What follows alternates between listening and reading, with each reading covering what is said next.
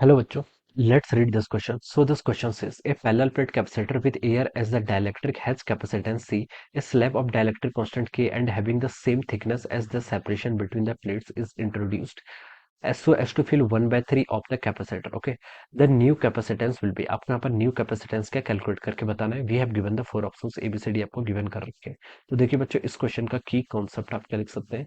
The key concept of this question, यहाँ पर देखिए आपको कैपेसिटेंस टोटल न्यू कैपेसिटेंस क्या करना है, यहाँ पर कैलकुलेट करके बताना है. Alright, so we can write down the key concept of this question is our capacitance. हमें यहाँ पर इक्विवेलेंट कैपेसिटेंस फाइंड आउट करके बताना है. ओके, क्वेश्चन बोला क्या, देखिए एक कैपेसिटेंस होता है क्या, देखिए कैपेसिटेंस को हम कैसे डिफाइन करते हैं, ये होता है आपका C is equal to epsilon A by D. Okay, अगर देखिए दो प्लेट्स हैं जिनका एरिया आपका एक इक्वल है. Okay, this are the plates, इनका एरिया क्या है, एक इक्वल है.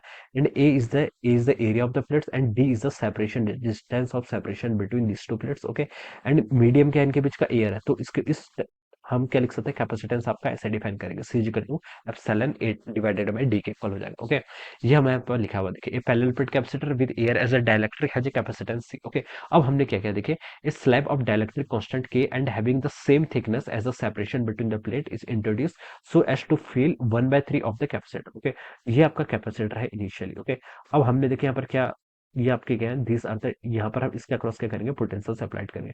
हमने देखिए क्या किया, एक डाइलेक्ट्रिक को इसमें रख दिया जो इसने जिसने क्या कर लिया, इसका 1/3 एरिया को कवर कर लिया. ओके, 1/3 एरिया को कवर कर लिया, ये आपका कोई डाइलेक्ट्रिक है. ओके, जिसका डाइलेक्ट्रिक कांस्टेंट देखिए कितना गिवन कर रखा है आपको, के इक्वल गिवन कर रखा है. ओके, तो देखिए इसने ये जो आपकी सेपरेशन है, ये सेपरेशन देखिए अभी भी उतनी रहेगी जितनी पहले थी. ये आपकी डी के इक्वल है. ओके, एरिया देखिए ये कितना हो गया, इसने 1/3 को कवर कर लिया, तो आपका A/3 ये हो जाएगा. ओके, और यहाँ पर क्या आपका एयर है, इस साइड पर आपका एयर है, तो यहाँ से लेकर यहाँ तक का एरिया कितना हो गया आपका, टोटल एरिया ए के इक्वल होगा, तो ये आपका 2A/3 के इक्वल हो जाएगा. ओके, ये हम बता सकते हैं. ऑलराइट, तो देखिए A/3 वाले एरिया में आपका क्या है, डाइलेक्ट्रिक मीडियम है जिसका डाइलेक्ट्रिक कांस्टेंट के इक्वल है, और 2A/3 वाले में आपका एयर मीडियम रखा हुआ है. ओके, एयर आपका मीडियम है. ओके, तो देखिए ये दोनों कैसे कनेक्टेड है, these are connected in parallel. Parallel कैसे कनेक्टेड है, देखिए इन दोनों के अक्रॉस देखिए पोटेंशियल डिफरेंस क्या सेम है. तो पोटेंशियल डिफरेंस सेम है, तो हम बता सकते हैं कि these are connected in parallel. ये कैसे कनेक्टेड है, पैरेलल. अब हम देखिए पहले आपका देखिए कैपेसिटेंस कितना था, पहले आपका कैपेसिटेंस था C equal to epsilon A by D के इक्वल. ओके, ये हम बता सकते हैं. अब देखिए कैपेसिटेंस कितना हो जाएगा, ये रीजन को मैं देखिए 1 बोल देता हूँ, इसको मैं 2 बोल देता हूँ. ओके,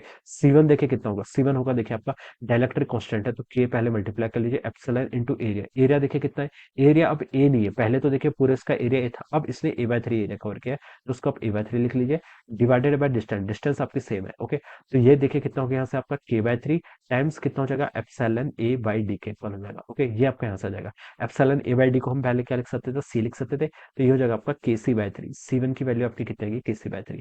सिमिलरली देखिए C2 देखिए कितना हो जाएगा, मीडियम क्या है, एयर है, तो उसको हम लिख सकते हैं देखिए एप्सिलॉन एरिया. एरिया देखिए कितना है इसका, 2A/3 के इक्वल है, डिवाइडेड बाय डिस्टेंस. डिस्टेंस देखिए अभी भी कितनी है, डी के इक्वल है. ओके, तो उसको आप देखिए क्या लिख सकते हैं, 2/3 को आप यहाँ से बाहर कर लीजिए, ये हो जाएगा आपका epsilon A divided by D. Okay, ये हो जाएगा. और एप्सिलॉन A बाई डी किसके इक्वल है, C के इक्वल है, तो हम इसको लिख सकते हैं यहाँ से आपका 2C/3 के इक्वल. ओके, ये हमने C1 और C2 क्या कर लिया, यहाँ से फाइंड आउट कर लिया. राइट, अब क्या बोला उसने, द न्यू कैपेसिटेंस आपको बताना है. ओके, अब देखिए बच्चों, इस फिगर को हम क्या लिख सकते हैं, C1 और C2 क्या है, these are connected in parallel. ये कैसे कनेक्टेड है, पैरेलली कनेक्टेड है. तो ये अरेंजमेंट आपका ऐसा है, ये आपका C1 है. ओके, और यहाँ पर देखिएगा क्या है, this is our C2. Okay, ये आपका C1 है and this are C2, these are connected in parallel. तो हम बता सकते हैं जो इसका C इक्विवेलेंट होगा वो किसके इक्वल होगा, आपका C1 प्लस C2 के इक्वल हो जाएगा. तो आप इन दोनों को ऐड कर लीजिए. C1 की वैल्यू देखिए कितनी है आपकी, KC/3 प्लस ये कितना आपका 2C/3 के इक्वल हो जाएगा. ओके, इसको आप ऐड कर लीजिए. देखिए C/3 तो आपका देखिए कॉमन आएगा, अंदर क्या आ गया आपका K+2 के इक्वल आ गया. Okay, so this will be the equivalent capacitance. तो ये किससे मैच कर रहा है, आपका ऑप्शन बी से मैच कर रहा है. So we can say that option B will be the correct answer of this question. All right. So I hope you all understood this concept. All the best and thank you.